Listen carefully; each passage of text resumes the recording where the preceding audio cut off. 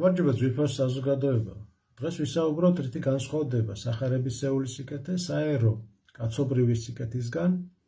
ჩვენ ხედავთ, რომ თანამედროვე ადამიანი და ზოგადად ადამიანი საზოგადოებაში მით უფრო არაეკლესიური ადამიანი და ზედაპირულად აფარსებს სიკეთეს ადამიანის ქცევით, საუბრით, დამოკიდებულებით, თუმცა ზედაპირული შეფასებაა.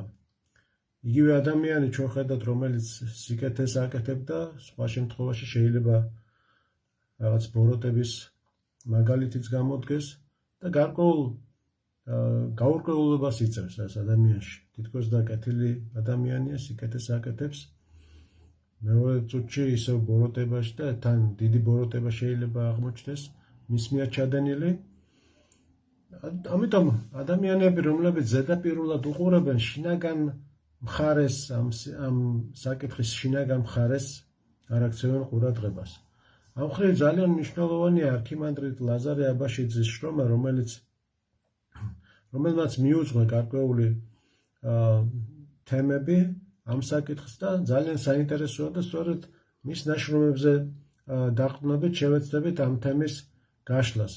ის ასევე ეყრდნობა წმინდა ეგნატე ბრიანჩანინოვის თემას ამ იგივე თემატიკაზე და რაც ასევე საინტერესოა, როგორ განსხვავდება ეს სახარებისეული სიკეთე კაცობრივი სიკეთისგან და რა არის ის ძირითადი განმასხვავებელი ამ სიტუაციაში. თუმცა თავიდანვე მამა ლაზარე იწყებს სიღრმისეულად, ის ამბობს, რომ ადამიანი უნდა ჩაუფიქრდეს, ამას სულიერი ხედვა უნდა კონდეს და იწყებს ახსნა განმარტება ზოგადად ადამიანის ბუნებისა დაცემის შემდეგ, იგულისხმება პირველი დაცემის შემდეგ, ადამიანის დაცემის შემდეგ ადამიანის ბუნება დაზიანდა, ცოდვა შემოვიდა, ის დაავადდა, სიმახინჯე გაჩნდა, სიკვდილი გაჩნდა, შესაბამისად ეს ყველაფერი ზემოქმედებს ადამიანზე, თუმცა მამა ლაზარე ამბობს, რომ გარდა ამ ცოდვისა, რომელიც მიიღო ადამიანმა მემკვიდრეობით, იქ ღვთისგან გასაკვირველი იყო ჩადებული სიკეთეც და ეს სიკეთეც ბუნებრივია, შერწყმულია, ოღონდ ამ შემთხვევაში უკვე შერწყმულია ამ ბოროტებასთან, ანუ ესე რომ ვთქვათ, ეს სიკეთე შხამნარევია.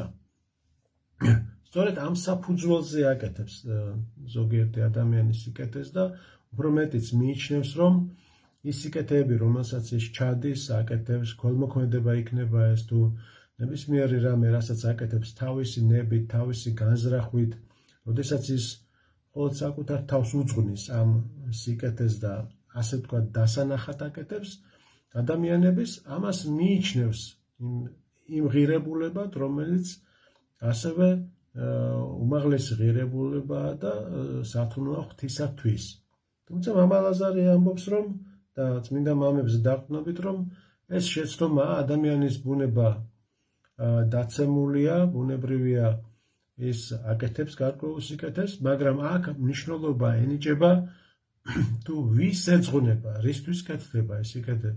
თუ ადამიანი ამბობს, რომ მე ჩავიდენ სიკეთეს და ამ სიკეთის იმედზე რატომაც არ უნდა ვცხონდე, ასეთი განზრახვა აქვს, ასეთი დამოკიდებულება აქვს და ჩვენ ხედავთ ასეთ დამოკიდებულებას ზოგადად ღვთისმეტყველებაშიც ხედავთ ამ მიმართულებას და მართლაც თუ ადამიანი გმირულად ცხოვრობს, რაღაც გმირობის საქმეებს აკეთებს, თავდადების საქმეებს აკეთებს, უჩვეულოს მათ შორის, ხო, აი სიცოცხლესაც კი წირავს, ისმება ბუნებრივი შეკითხვა, რატო არ უნდა ცხონდეს ასეთი ადამიანი. მაგრამ აქ მეორე საკითხია, თუ ეს ადამიანი ამ სიკეთეს არ აკეთებდა ღვთისთვის, ღვთის შეწევნით, ღვთის მადლით, ღვთის დახმარებით, არ ეძღვნება ეს სიკეთე ღმერთს, მაშინ გამოდის, რომ ქრისტეს თავდადება, გოლგოთა, ეს მსხვერპლი კაცობრიობისთვის, რაც ჩვენმა მაცხოვრებმა ჩვენთვის ჩაიდინა, ეს ამაო იყო. ასევე ამაო გამოდის ყველა ის სახარებისეული მოქმედებები, საქმენი სარწმუნოებისანი, იგივე მარხვა, ლოცვა, ის ღვაწლი, რომელიც ეკლესიაში ოდითგანვე იყო დაწესებული და დღესაც არსებობს და სრულდება, ეს გამოდის, რომ ეს ზედმეტი იყო ყველაფერი. თუ ადამიანი საკუთარი თავით შეიძლება ცხონდეს, გადარჩეს, უბრალოდ სიკეთე აკეთოს და ამის გამო ეს იქნება უმაღლესი ღირებულება და მეტი მას არაფერი არ სჭირდება, გამოდის რომ ეს ყველაფერი რაც ქრისტიანობაში არსებობს, ღვთისგან რაც დადგენილია, ესეც ყველაფერი ზედმეტია. იმიტომ რომ ეს ღვთისთვის არ კეთდება. ამიტომ აქ ჩვენ სწორედ ვხედავთ იმ შენარევს, იმ შხამიან შენარევს. ნახოთ რას ამბობს მამა ლაზარე ამ კუთხით. მაგრამ სიკეთეს ყველა ეს გამოვლინება თუ არ ეფუძნება სახარებას, თუ არ არის მორწმუნე ქრისტიანის სულის სიღრმიდან აღმოცენებული, მაშინ ეს ყველაფერი ესოდენ მოსაწონი იქნება არაწმინდა და დაცემით შებილწული. მათ არ გააჩნიათ ღვთის წინაშე ის ღირებულება, რასაც კაცნი მიაწერენ მას. აი სწორი შეფასებაა ნამდვილად მამა ლაზარეს მიერ.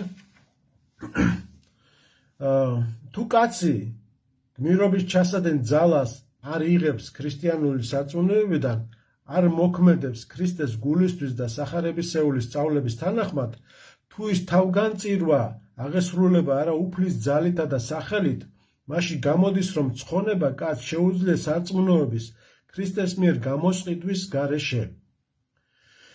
და მართლაც ესეა, ადამიანები, რომლებიც სინამდვილეში აკეთებენ კეთილ საქმეებს, საერო საქმეებს და არ ხდება ეს ქრისტიანული კუთხით, ქრისტიანული დამოკიდებული შესაბამისად ასეთი კეთილი საქმეები, როგორც მამა ლაზარე ამბობს, ასევე ეგნატე ბრანჩევინოვი ამბობს, ესეთი კეთილი სანაკებო საქმეები მიეკუთვნება წუთის სოფელს. ის ასე ვთქვათ, საპატიო დაფაზე გამოკვრის კანდიდატია. ის აპლოდისმენტებს ღებულობს ასეთი ადამიანი ამ ქვეყანაშივე.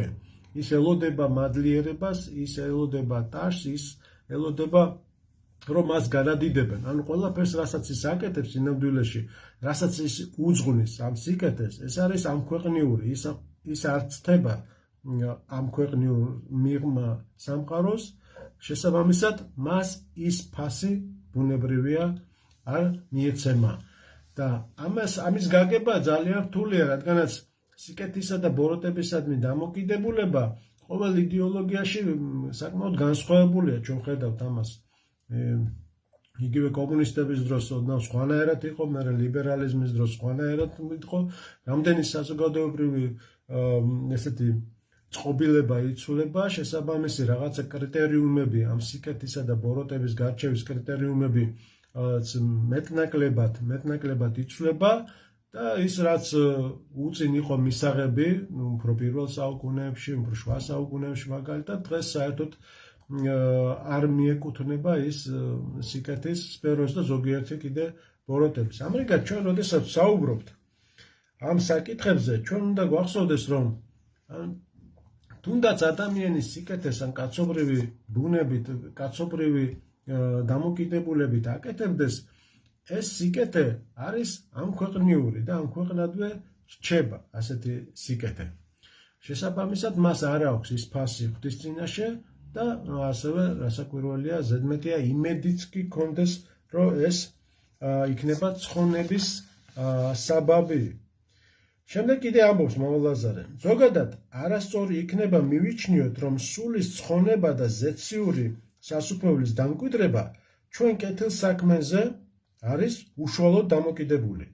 ღმერთი იწყალებს და აცხოვნებს კაცს არა მისი კეთილი საქმეებისთვის, არამედ მორწმუნე, შემოსრული და დამდაბლული გულის გამო. და რა თქმა უნდა, ეს სარწმუნოება კეთილ საქმეთა გარეშე ვერ იხარსებებს, იგი აუცილებლად განხორციელდება კონკრეტულ საქმეებში და ეს საქმეები იქნება ყველაზე კეთილი და წმინდა, რადგანაც მორწმუნეს ამას თავად უფალი ასწავლის. აი აქ უკვე სწორი და არასწორი დამოკიდებულების შესახებ მოდის სწავლება. აქვე მოყავს წმინდა ეგნატე ბრანჩევინოვის დამოკიდებულება, როგორ რას ამბობს წმინდა ეგნატე ბრანჩევინოვი. კაცობრივი სიმართლის მიმდევარი სავსეა თავდაჯერებულობით, ამპარტავნებით, თუნებით. ის ქადაგებს ყვირილით, ამცნობს საკუთარ თავსა და საქმეებზე საერთოდ არ აქცევს ყურადღებას უფლის აკრძალვას. სიძულვილითა და შურისძიებით უხდის მათ, ვინც გაბედავს ხმის ამოღებას და ძალზე საფუძვლიანად და კეთილზრახვებით შეეპასუხება მის სიმართლეს.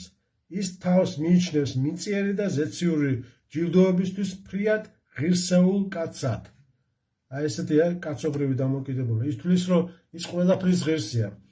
ასევე აგრძელებს უკვე სახარებისეული მცნებებით ცხოვრები მუდამ თავმდაბლობით არის შემოსრული, ადარებს რამდენად შეესაბამება მის მიერ ყოველწლიურად ცნებათა აღსრულება მათ ამაღლებულობასა და სისპეტაკეს.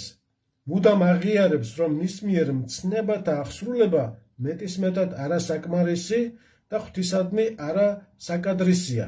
მიიჩნევს თავს დროებით და მარადიული სასჯელის ღირსადაც კი. ხედავთ, რამდენად განსხვავდება, ესე იგი, სახარებისეული სწავლება კაცობრივისაგან. სახარებისეული სწავლება ეფუძნება პრინციპს, რომ რასაც მარჯვენა აკეთებს, იმას მარჯვენა ვერ უნდა ხედავდა. შესაბამისად დაფარულდა და ხშირად ეს ადამიანებისთვის დასანახი არ არის. შესაბამისად მის მიმართ შეფასებაც არასაკმარისია, არასამართლიანია, იმიტომ რომ ამ ჭეშმარიტებას ვერ ფლობს ეს წუთი სოფელი ამ გაგებით. ადამიანები უყურებენ ქველმოქმედებას, რომელიც არის დასანახი, სიკეთე, რომელიც არის დასანახი. ჩვენ ვხედავთ სოციალურ ქსელში უამრავ მაგალითებს, რომლებიც ასე ვთქვათ აპლოდისმენტებს ელოდება და იმსახურებს და ეს არის განდიდებული საზოგადოებაში და სულად ჩანს ადამიანები, რომლებიც თავდადებული არიან ნებისმიერ სიკეთეს აკეთებენ, რომელიც არ ჩანს, მაგრამ მიძღვნილია ღვთისადმი, ისინი კიდეც ეხმარებიან ადამიანებს, ავანტყოფებს, ფულად დახმარებითაც, მაგრამ ეს ყველაფერი არ ჩანს. ამას ხედავს ღმერთი, მაგრამ არ ვერ ხედავს ადამიანი. შესაბამისად ადამიანი სწორედ ამით აფასებს. და როდესაც ჩვენ ვსაუბრობთ ამ ასეთი სიკეთის გამოვლინებაზე, რომელიც ფაქტობრივად აღარ გამოდის სიკეთე, მას არ აქვს ეს ფასი. ანუ ერთგვარი დაცემის ერთგვარი პირველი ნაბიჯია ეს, ესე რომ პირობითად რო განსაზღვროთ, როდესაც ადამიანის ჩადის სიკეთეს, სინამდვილეში ამის უკან იმალება ამპარტავნება, ქეთმაღლობა, ტრაბახი, გამოჩენა ღვთის წინაშე, ყველას წინაშე, რომ მე აი ასეთი კარგი ვარ, ასეთი დიდებულ საქმეებს ჩავდივარ, გმირი ვარ და ასე შემდეგ, ამას ზოგიერთი არც მალავს პირდაპირ ლაპარაკობს, ურცხვად, შესაბამისად ასეთი საქმე იგივე წმინდა მომების მიერ ფაქტობრივად ბოროტებად არის განხილული, მაგრამ ეს პირველი ეტაპია, რო ვიტყვია, ერთ-ერთი. მეორე ეტაპად ჩვენ შეგვიძლია ასე პირობითად ასევე მივიჩნიოთ, როდესაც ადამიანები ანუ სიკეთეს კი არ აკეთებენ პირდაპირ. პირდაპირ მნიშვნელობით უკვე ბოროტებას აკეთებენ, მაგრამ ამას სიკეთეს არ ქმნიან. ეს კიდე განსხვავებული თემაა, როდესაც პირდაპირ შეიძლება ის სასულიერო პირიც იყოს ეს გავრცელებული მაგალითები, როდესაც პირდაპირ არაქრისტიანულ სწავლებას ამბობს და მიიჩნევს ამას სიკეთედ. ღვთის ძღვნად მიიჩნევს, ასევე მიიჩნევს, რომ ამის ღირსია და ეს თავად ქრისტე ასწავლის ასეთ მოქმედებას, პირდაპირ სიცრუეს ქადაგებელი ადამიანი, რომელიც გასაღებულია საზოგადოების გარკვეულ წრეში, როგორც სიმართლე, ჭეშმარიტება, სინამდვილეში სიცრუეა და ღვთის წინაშე ყოველთვის ასეთად იქნება.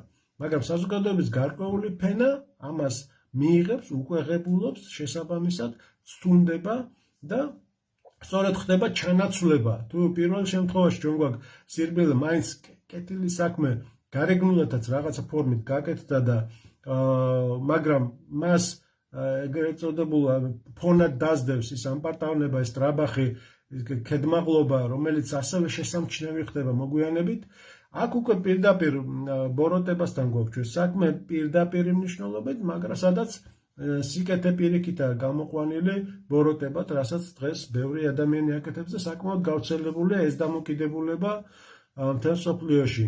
მესამე ეტაპად ალბათ ჩვენ შეგვიძლია ჩავთვალოთ უკვე ბოლო ეტაპი, როდესაც ალბათ ის ანტიქრისტეს ეტაპი, როდესაც უმეტესობა საზოგადოების უმეტესობა, რამე თუ გამრავლდეს ბოროტებაო ამბობს წმინდა წერილი, უმეტესობა ადამიანების იქნებიან ბოროტები, სწორედ ამ ბოროტებას ჩათვლიან სიკეთეთ და მხოლოდ მცირე ნაწილი, მცირე სანსტო, რომელიც გადარჩება, იქნება სიკეთის მიმდევარი, ქრისტეს მიმდევარი, ჭეშმარიტი სწავლების მიმდევარი, მაგრამ ისინი იქნებიან აუცილებლად გამოცხადებული ბოროტ ადამიანებად. ამრიგად, რო შევაჯამოთ დღევანდელი ჩვენ საუბარი, ჭეშმარიტი სიკეთე შესამჩნევია მხოლოდ მაშინ, როდესაც ადამიანი მორწმუნე გარკვეული სულიერი განათლება გააჩნია, გარკვეული სულიერი ხედვები გააჩნია, გამოცდილება გააჩნია და შესაბამისად მას ეძლევა გარკვეული მადლი, ნიჭი იმისა, რომ ამის გარჩევა მოახდენოს. იგივე ამას ამბობს წმინდა ტიხონ ზადონელი, მაგალითად, ქრისტეს ნათელით განათლებული სული შეიცნობს სიკეთეს, გაუნათლებელი კი ვერ დაინახავს მასო. აი, პირდაპირ წმინდა ტიხონ ზადონელი ამას ამბობს. ზოგადად, წმინდა ბასილი რას ამბობს სიკეთესა და ბოროტებაზე? ბოროტება ღვთის ნების დარღვევაა, სიკეთე კი მისი ნების შესრულებაა. ამრიგად, ამ კრიტერიუმებით არ ფასდება დღევანდელი სამყაროში სიკეთე. ის არ არის ღვთის ნების შესრულების, საერთოდ არ უყურებს ადამიანის ღვთის ნებას ასრულებს თუ არ ასრულებს. აქვე წმინდა მამები რას გვერჩევენ, როდესაც რაიმე სიკეთე გინდა გააკეთო, პირველად უნდა დაფიქრდეო საქმე, ნებისმიერ რამე, როდესაც გინდა გააკეთო, უნდა დაფიქრდე. ემთხვევა კი ეს შენი საქმიანობა ღვთის მცნებებს, ხო არ არის აქ რაიმე დარღვევა და სწორედ ასე უდგებოდნენ სიკეთის კეთებას. ჩვენი წინაპრები, ქრისტიანები, მართლმადიდებლები, განსაკუთრებით მოღვაწენი, რომლებიც მოღვაწეობდნენ მონასტრებში. შესაბამისად, ეს სწორი დამოკიდებულება, ვის ეძღვნება ეს სიკეთე, სწორედ ეს არის ამომავალი წერტილი და მინდა მამა ლაზარეს სიტყვებით დავასრულო ჩვენი დღევანდელი საუბარი. ნებისმიერი, მცირე, ოდნავ შესამჩნევ საქციელს გულის სიღრმეში მუდამ რაღაცას ვუძღვნით. აღვასრულებთ მიწიერის ან ზეციერის გამო, ღვთის ან ადამიანის გულისთვის.